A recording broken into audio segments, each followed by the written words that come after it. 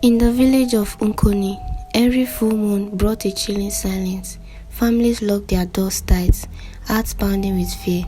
When the moon was high, a strange lullaby drifted through the night, soothing yet eerie. It pulled everyone into a deep sleep, and one child from each household would answer its call, vanishing without a trace. I was one of the lucky ones, or so I thought. My little sister, Amani, was not so lucky. Every night she would sing along with the lullaby, dreaming of sweets and toys. But one night, the lullaby felt different, darker. I tried to shake her awake, but her eyes fluttered shut, and soon I too fell into a deep sleep. When morning came, Amani was gone. My parents were frantic, searching the village and the nearby forest, but she was nowhere to be found. Every morning, we found more empty beds, more parents crying out for their lost children. The village held meetings, the elders gathered, but no one knew how to stop it. 10 years ago, Zuri, a kind and beautiful woman, lived in Nkoni village. She loved the prince and he promised to love her forever. But village women were jealous of their relationship. When Zuri got pregnant, the prince betrayed her to save his reputation. He repeatedly tricked her into ending pregnancies, promising love while secretly planning to marry another woman. On his coronation day, Zuri hoped to become the queen. Instead, the prince publicly humiliated her, choosing another woman. Zuri revealed her sacrifices, ending 3 pregnancies for him. The prince denied her claims, and villagers mocked her. Zuri's heart shattered into a million pieces. The villagers, once her friends, now tormented her. She faced constant ridicule, cruel names, and even physical attacks from children. One night, Zuri escaped into the dark forest near the village and was never seen again. Days turned to weeks as Zuri wandered, lost in despair, until she stumbled upon the strange river, thirsty and desperate. She drank from its waters. Instantly, she felt a surge of power. Her body transformed into something fearsome. Her nails elongated into sharp claws. Her hair turned into long, flowing braids. Her eyes glowing with a menacing red. Zuri had become a spirit, a force of darkness filled by her pain and anger. As the full moon rose high in the sky, Zuri started wandering through the village. Her soothing lullaby filled the air, hypnotizing everyone. Every night, she would knock on a door, and an innocent child would always open it. Zuri would tempt them with sweets and promises of fun, leading them into the dark forest. In there, she would brutally end their lives using her sharp nails. Then she would collect their blood in a calabash. I never believed in curses or spirits until that fateful night when Amani vanished. After days of searching, we found her body in the forest, lifeless and pale. The village was thrown into chaos.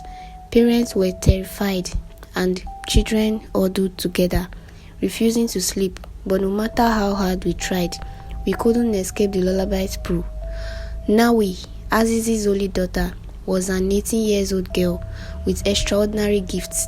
She possessed strong energy, communicated with spirits, saw the future, and read minds.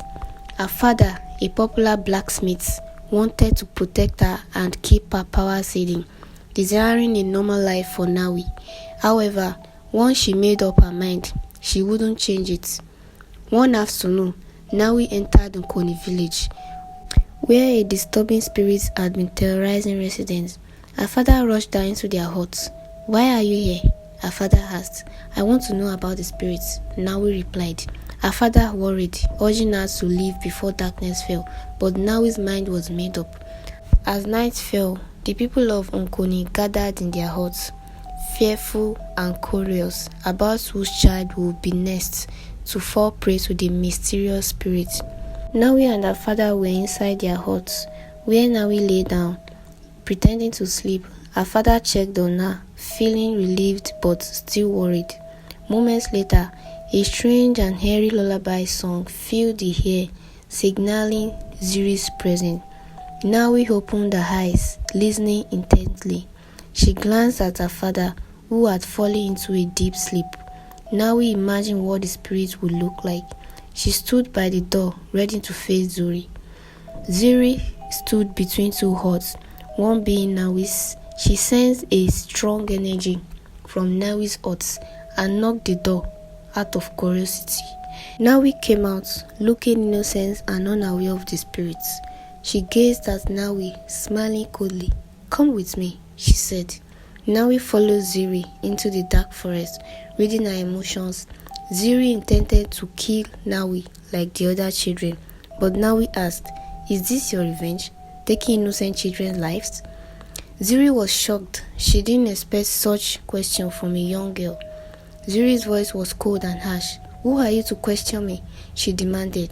"Don't you fear me? Don't you know who I am?" Nawi smiled calmly. "I see your pain. You are heartbroken from being abandoned and betrayed. You are seeking revenge, but it will only make your anger worse." Zuri's anger fled, her eyes glowing bright red. "You know nothing about me," she shouted. Nawi continued, her voice gentle. "You have been hurt deeply. You trusted people and they let you down. Now you want to hurt others to ease your own pain." Zuri snarled, her sharp nails extended. She lunged at Nawi and ready to strike, but just as she attacked, a strong force pushed Zuri back. She was frozen, unable to move her hands or body. After a few moments, Zuri broke free from the mysterious force. She gazed at Nawi with surprise and curiosity. "What kind of power do you possess?" Zuri asked. Nawi smiled warmly and took a step closer. "You were once a beautiful woman," she said. "Your beauty still shines, even in your transformed state." Zuri's expression turned annoyed. "How did you defend yourself earlier? How do you know my emotions?" she demanded. Nawi's voice filled with empathy. "I'm not just an ordinary human. I can do things spirits can do." Zuri nodded thoughtfully. "That means you belong in the spirit world, not with wicked humans." Nawi clarified. "Spirits exist in various forms, doing different tasks. Some are good, some evil. Good spirits live within humans, evil ones reside elsewhere, and sometimes within humans." Zuri's voice laced with desperation. "Can evil spirits like me live within humans?" Nawi's tone remained gentle. "You were kind-hearted, but humans changed you. However, there's still a chance for redemption." Zuri's anger fled. "Those people ruined my life. They deserve to suffer. I will keep taking their children, tormenting their king. No one can stop me." Nawi's voice remained calm. "Seek revenge against the king, not innocent children of Nkoni. They deserve nothing of your past." Zuri's voice rose, filled with pain. "The king killed my unborn babies to protect his reputation. He fueled the people's cruelty. My fathers neglected me as well. I was abandoned, bullied. My life was destroyed." As Nawi drew closer, her voice softened. "May I ask what your name is?" she requested. Zuri's gaze faltered. Her expression was a mix of surprise and vulnerability. For 10 long years, no one had bothered to ask her name, to acknowledge her humanity. The silence has been deafening. "Why do you want to know my name?" Zuri's tone was laced with caution. "Do you pretend not to know who I am?" Nawi's eyes sparkled with sincerity. "I wasn't born or raised in Nkoni," she explained.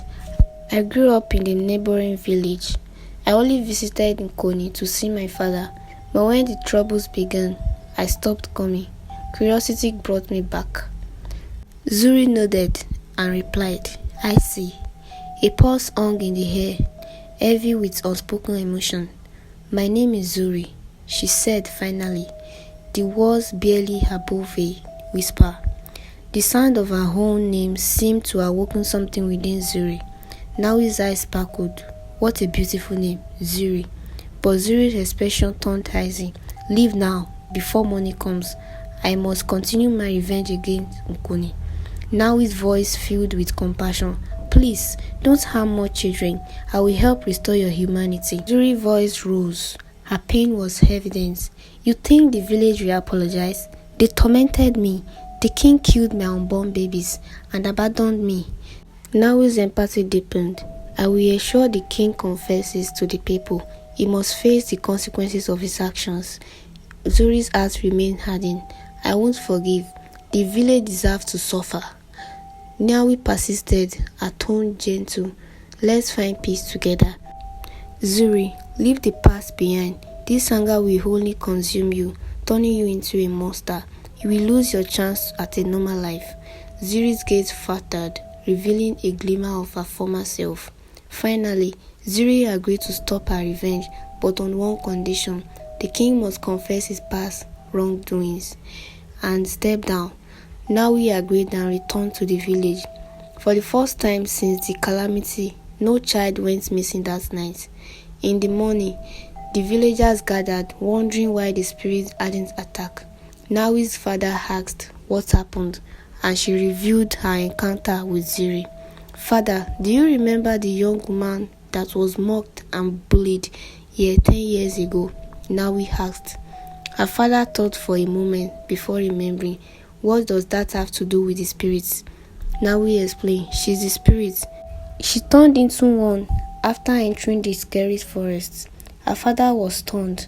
How did you talk to her without getting attacked? Nawi shared their conversation and Zuri's demands.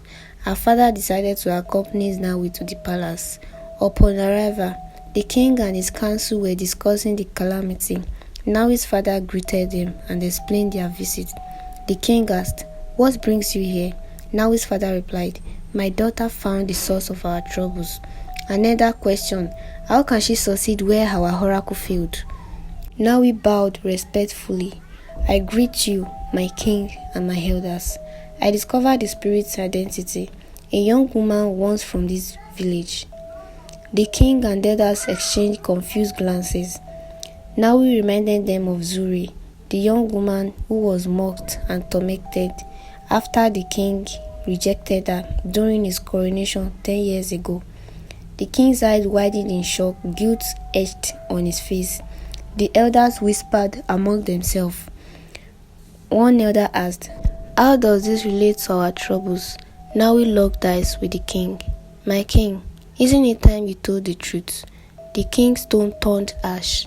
Young girl, what are you insinuating? Do you think I knew about this calamity? Nawi stayed calm. My king, Zuri, the woman you rejected on your coronation day 10 years ago, is behind our troubles. The king and the elders were stunned. An elder inquired, Why is she doing this, and where is she? Nawi explained, She is no longer a human. She's powerful and seeks revenge until she gets satisfied. An elder asked, How can we solve this? Nawi replied, The king must confess his wrongdoings and the village must apologize. She may request one more thing. The king's curiosity got the better of him. What could that be? Nawi answered, Only Zuri knows. The king's nervousness grew, his guilt palpable. An elder pressed, My king, did you wrong Zuri in the past? The king hesitated, his voice cracking. No, she was just a friend. Nawi sensed the king's unease. My king, confess now or risk being our next victim. Gather the villagers and apologize and make amends. If not, our village may face destruction anytime soon. The king couldn't say anything, but his guilt was clear. All the people in villages gathered and was waiting for what the king was about to say. The king's silence hung heavy in the air. His face paled as he avoided the accusing gazes of the elders. Finally, he took a deep breath and stood before the crowd that had gathered, his eyes fixed on the ground. People of Nkoni, he began, his voice trembling. 10 years ago, I wronged a young woman, Zuri, who loved me deeply. She sacrificed so much for me, trusting in my promises, but I betrayed her. I chose my reputation over her. The villagers gasped and whispers spread among them. The elders looked on, a mixture of shock and anger on their faces. Now we watched, sensing Zuri's presence just beyond the edge of the crowd, hidden in the shadows, waiting for the confession. The king continued, Zuri lost everything because of me. She had 3 children who were never born because I pressured her to end the pregnancies. I pretended to love her, yet I cast her aside. When she needed comfort, I turned her away, and when she sought justice, I lied. Tears streamed down his face as he spoke. The villagers murmured, some with pity and others with contempt. Now we noticed a shift in the air, a soft, chilling breeze that carried the faint sound of Zuri's lullaby. The villagers shivered, feeling the haunting melody wrap around them like a cold breeze. Now we stepped forward, raising her voice so all could hear. Zuri's pain has been our cause. She has returned as a spirit, taking our children as a punishment for the wrong done to her. But now that the truth has been spoken, there's still hope. Another step forward, his voice steady but filled with sorrow. King, we have heard your confession, but it is not enough. We must ask Zuri for forgiveness and give her the justice she deserves. We cannot undo the past, but we can try to heal the wounds we caused. With a nod, now we walked to the edge of the village, facing the dark forest. She called out her voice, carrying through the stillness. Zuri, we have heard the truth. We are ready to make amends. Please, show yourself. The lullaby grew louder, and from the shadows, Zuri appeared. Her form still haunting, but now more human.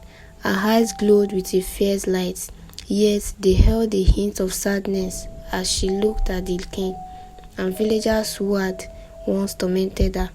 Zuri's voice was cold, but there was a tremor beneath it.